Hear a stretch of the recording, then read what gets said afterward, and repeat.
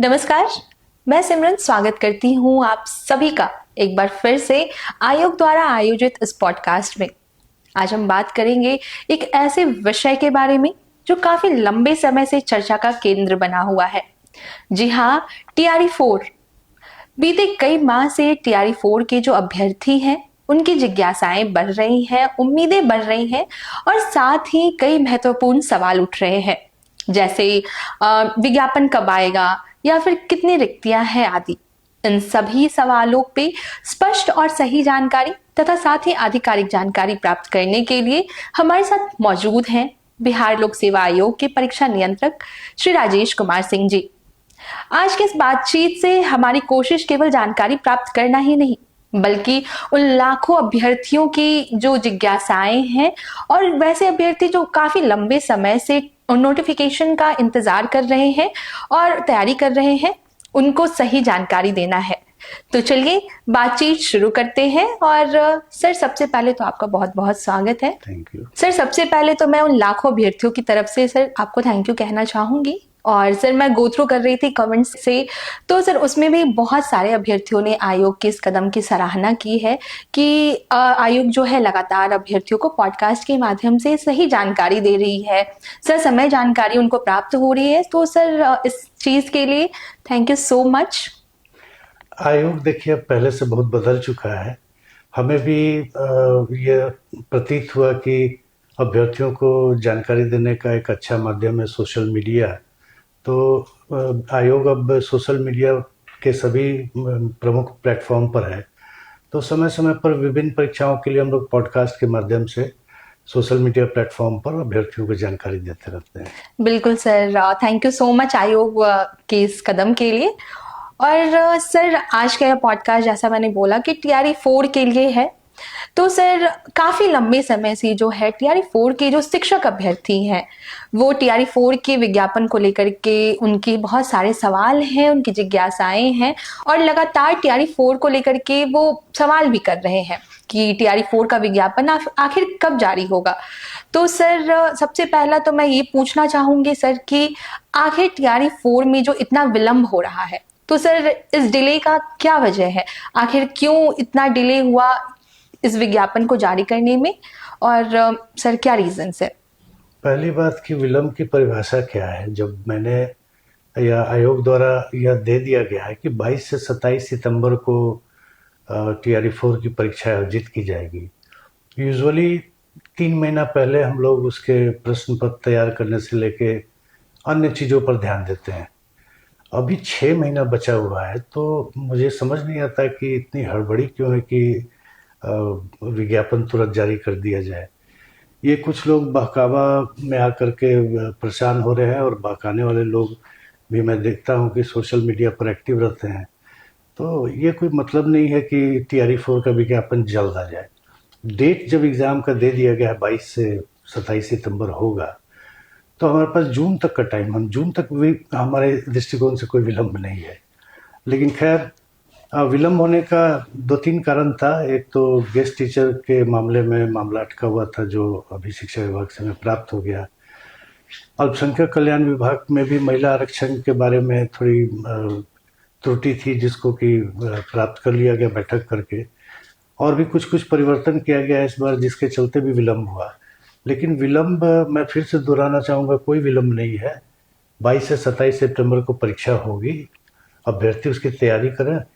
परीक्षा आयोजन कराना हमारा काम है, फॉर्म भराना हमारा काम है। सर इसी के साथ मैं ये पूछना चाहूंगी, और मेरे साथ जो लाखों अभ्यर्थी हैं सर, उनका यह सवाल है कि आखिर टीआरई 4 की वैकेंसी अब कब आएगी सर? अब कितना विलंब है और कब तक यह जारी हो जाएगा सर? टीआरई 4 का जो नोटिफिकेशन है आयोग की तरफ से कब तक अभ्यर्थियों के लिए दे दिया जाएगा? देखिए, अब टीआरई 4 का नोटिफिकेशन 3-4 दिन में जारी कर दिया जाएगा, लेकिन फॉर्म भरने की तिथि 25-26 के आसपास रखी जाएगी। वह इसलिए कि 25 से 30 71वीं कंबाइंड की मुख्य परीक्षा है और 23 तारीख को भी एक परीक्षा है। तो उसका एडमिट कार्ड डाउनलोड होने का समय 17 से लेके 23 तक है। आयोग ये नहीं चाहता है कि उनको एडमिट कार्ड डाउनलोड करने में किसी तरह की कठिनाई हो, क्योंकि TRE 4 के नोटिफिकेशन निकलने पर बहुत लोग आपाधापी में फॉर्म भरना चाहेंगे। तो ऐसे ऐसी स्थिति में जब लाखों या बड़ी संख्या में लोग फॉर्म भरने लगते हैं तो एडमिट कार्ड डाउनलोड होने में कठिनाई होती है। तो इसीलिए फॉर्म भरने का तिथि जो है वो 25 या 26 से रखा जाएगा, जो कि नोटिफिकेशन में लिखा हुआ रहेगा। नोटिफिकेशन 3 से 4 दिन में प्रकाशित कर दिया जाएगा। तब तो ये उन लाखों शिक्षक अभ्यर्थियों के लिए खुशखबरी की है जो काफी लंबे समय से जो है TRE 4 की वैकेंसी के लिए मांग कर रहे थे और इंतजार भी कर रहे थे। तो अब आपका इंतजार यहीं समाप्त होता है। सर ने जैसा बताया कि अब बहुत जल्द आयोग के द्वारा नोटिफिकेशन जारी कर दिया जाएगा। तो सर जैसा कि अभी आपने बताया नोटिफिकेशन बहुत जल्द जारी होने वाला है, तो सर मैं ये पूछना चाहूंगी कि सर TRE 1, TRE 2 और TRE 3 इन सभी का परीक्षा करवाया गया था आयोग द्वारा। तो सर क्या जो फॉर्म भरने की प्रक्रिया है बिल्कुल इन तीनों TRE की तरह सिमिलर है या इस TRE 4 के लिए कोई संशोधन किया गया है, कुछ चेंजेस किए गए हैं सर? दो प्रमुख चेंज किए गए हैं जिसको अभ्यर्थियों को ध्यान में रखना चाहिए फॉर्म भरते समय। इस बार फॉर्म भरने के समय ही 38 जिला का चॉइस उनको देना होगा। वह सावधानी पूर्वक भर देंगे, क्योंकि अगर मान लीजिए आप 30 जिला का चॉइस देते हैं और रैंक के हिसाब से वर्ग 6 से 8 के लिए आपने अप्लाई किया है और रैंक के हिसाब से आपको 32वां या 33वां जिला मिल रहा है और अगर फॉर्म में आपने 30 ही जिला भरा है तो फिर आपका नहीं होगा। ये ध्यान रखिएगा। ये बिल्कुल कंबाइन की तरह है कि अगर आपने केवल डिप्टी कलेक्टर DSP का चॉइस दिया है और रैंक के हिसाब से आपको रजिस्ट्री या फिर अन्य कोई सेवा मिल रही है लेकिन आपने चॉइस ही नहीं दिया तो आपका कंबाइन में नहीं होगा। उसी तरह यह ध्यान रखना है, ये एक इम्पॉर्टेंट बात है कि 38 जिला का चॉइस जो अभ्यर्थी चाहते हैं वो भर दें, या कम से कम 2-3 जिला नहीं चाहते हैं उसको छोड़कर अधिकांश जिला का चॉइस भर दें। ये एक परिवर्तन किया गया है।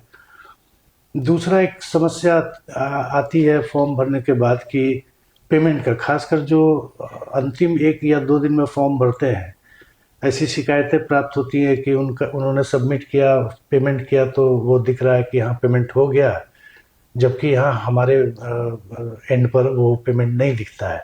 2-3 दिन बाद बैंक सेटल करता है। कभी कभी इसको लेकर कंट्रोवर्सी हो जाती है, तो इसलिए ऐसा प्रावधान इस बार किया गया है कि पहले आप पेमेंट कर देंगे, उसके बाद ही आपको फॉर्म भरने का लिंक उपलब्ध होगा। ये 2 प्रमुख चेंज किया गया है। बिल्कुल, तो जो भी शिक्षक अभ्यर्थी फॉर्म भरेंगे इस बार इन बातों का विशेष ध्यान रखेंगे आप भी फॉर्म भरते वक्त। सर TRE 4 में कुल कितनी रिक्तियां हैं, कितनी वैकेंसीज हैं और सर क्लास वाइज कितनी वैकेंसीज हैं?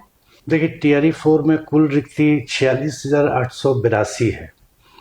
इसमें 4 विभागों की रिक्तियां हैं। पिछड़ा एवं अति पिछड़ा वर्ग कल्याण विभाग में प्रारंभिक शिक्षक में 63 रिक्ति है, प्रधानाध्यापक में 9 रिक्ति है, माध्यमिक शिक्षक TGT जो होते हैं वो 98 रिक्ति है, उच्च माध्यमिक शिक्षक PGT जो होते हैं उसमें 189 रिक्ति है। उसी तरह अनुसूचित जाति अनुसूचित जनजाति कल्याण विभाग में वर्ग 1 से 5 में 239 रिक्ति है, वर्ग 6 से 10 में 316 रिक्ति है और वर्ग 11-12 में 489 रिक्ति है। प्रधानाध्यापक में 14 रिक्ति है। शिक्षा विभाग में माध्यमिक वर्ग 9 और 10 में 9,082 रिक्ति है। उच्च माध्यमिक यानी 11वीं और 12वीं में 16,774 रिक्ति है। प्राथमिक विद्यालय वर्ग 1 से 5 में 10,778 रिक्तियाँ हैं। मध्य विद्यालय वर्ग 6 से 8 में 8,583 रिक्ति है। और अंतिम में अल्पसंख्यक कल्याण विभाग में माध्यमिक वर्ग 9 से 10 में 98 रिक्तियाँ हैं। उच्च माध्यमिक वर्ग 11 से 12 में 180 रिक्तियाँ हैं और प्रधानाध्यापक में 9 रिक्तियाँ हैं। कुल मिलाकर 46,882 रिक्तियाँ हैं। सर इसी के साथ हमारा आखिरी सवाल ये होगा कि इस पूरी प्रक्रिया के दौरान जो फॉर्म भरना है TRE 4 का, तो सर अभ्यर्थियों को किन बातों का विशेष ध्यान रखना है? सबसे पहले मैं कहना चाहूँगा कि फॉर्म भरने के 3 पार्ट हैं। पहला OTR है, दूसरा प्रोफाइल है और तीसरा फॉर्म है। तो OTR और प्रोफाइल अभ्यर्थी पहले से भर के रखें, तब फॉर्म भरने में उनको 10 से 15 मिनट, मैक्सिमम 20 मिनट का समय लगेगा। ऐसे फॉर्म भरते समय ही OTR भरेंगे, प्रोफाइल बनाएंगे तब फॉर्म भरेंगे तो वो लंबा समय ले सकता है। और खास करके जब बहुत ज़्यादा संख्या में अभ्यर्थी फॉर्म भरने लगते हैं तो किन्हीं किन्हीं को कई तरह की कठिनाई आने लगती है। तो मैं अनुरोध करूंगा कि फॉर्म भरने की तिथि 25 या 26 अप्रैल से होगी। उसके पहले प्रोफाइल और ओटीआर बना करके लोग रख लें ताकि फॉर्म भरने में सुविधा हो सके। दूसरी बात है कि फॉर्म के सभी फील्ड को बहुत सावधानी पूर्वक भरें। अक्सर ये कंप्लेन देखने को मिलती है कि मैंने आधार नंबर गलत कर दिया, मेल आईडी गलत भर दिया, पिताजी के नाम में गलती हो गई। तो एक्चुअली ये सब सुधारने का फिर मौका दिया जाना आयोग द्वारा भी संभव नहीं है। तो ये सब भी बिल्कुल ध्यान से भरें। मोबाइल नंबर भी जो देते हैं सभी डिजिट जांच लें कि सही ढंग से भरा गया है। उसके बाद जैसा कि मैंने बताया कि अब पहले पेमेंट का लिंक आएगा, पेमेंट आपका हो जाएगा तब उसके बाद ही आपको फॉर्म भरने का लिंक प्राप्त होगा। तो एक पेमेंट की समस्या से छात्रों को निजात मिल जाएगी कि बाद में पेमेंट होने में, खासकर अंतिम दिनों में बैंक से अगर लौटा दिया गया, किसी वजह से फेल कर गया तो नो पेमेंट के आधार पर उनका फॉर्म एक्सेप्ट नहीं होता था। तो अब पहले ही पेमेंट हो जाएगा तो फॉर्म अपना भरकर सबमिट कर देंगे। दूसरा एक चीज़ होता है कि सबमिट करने के पहले, फाइनल सबमिट करने के पहले सारे डेटा को एक बार चेक कर लें कि सही ढंग से भरा गया है। जैसा कि मैंने बताया, ईमेल आईडी, माता पिता का नाम, आधार नंबर, मोबाइल नंबर, ये सब सही भरा गया है, नहीं तो बाद में बड़ी दिक्कत हो जाती है। और लास्ट में मैं कहूँगा कि अंतिम तिथि का इंतजार नहीं करें। बार बार आयोग यह अपील करता है कि शुरू में या बीच में ही फॉर्म भर लें, अंतिम तिथि का इंतजार नहीं करें, अन्यथा उनका फॉर्म किसी की वजह से गड़बड़ा सकता है फॉर्म भरना। तो यही सब मेन मुख्य बातें हैं। जो भी अभ्यर्थी पहली बार ओटीआर करने जा रहे हैं उनके लिए आयोग की आधिकारिक सोशल मीडिया हैंडल्स है, उस पर ऑलरेडी एक ओटीआर की पूरी प्रक्रिया का एक वीडियो उपलब्ध है। तो मैं अनुरोध करूंगी जो भी अभ्यर्थी ओटीआर करने जा रहे हैं उससे पूर्व एक बार अवश्य उस वीडियो को देख ले ताकि आपके लिए प्रोसीजर्स जो है और क्लैरिटी हो जाए उसमें, और बहुत ही सावधानी पूर्वक अपने ओटीआर को भरें क्योंकि उसमें संशोधन का कोई भी प्रावधान नहीं है। बिल्कुल जैसा सर ने बोला कि लास्ट डेट का वेट नहीं करें। और sir thank you so much कि आपने लाखों अभ्यर्थी जिनका सवाल लगातार सोशल मीडिया के माध्यम से हमें मिल रहा था और भी बहुत सारे माध्यम से, ईमेल हो गया और भी विभिन्न प्लेटफॉर्म्स, तो सर आशा करती हूँ कि उनके जो भी सवाल थे, डाउट्स थे और बहुत ज़्यादा जो अभ्यर्थी नोटिफिकेशन के लिए परेशान थे, आशा करती हूँ उन सभी को उनका जवाब मिल गया होगा। Thank you so much sir. Thank you. Thank you so much.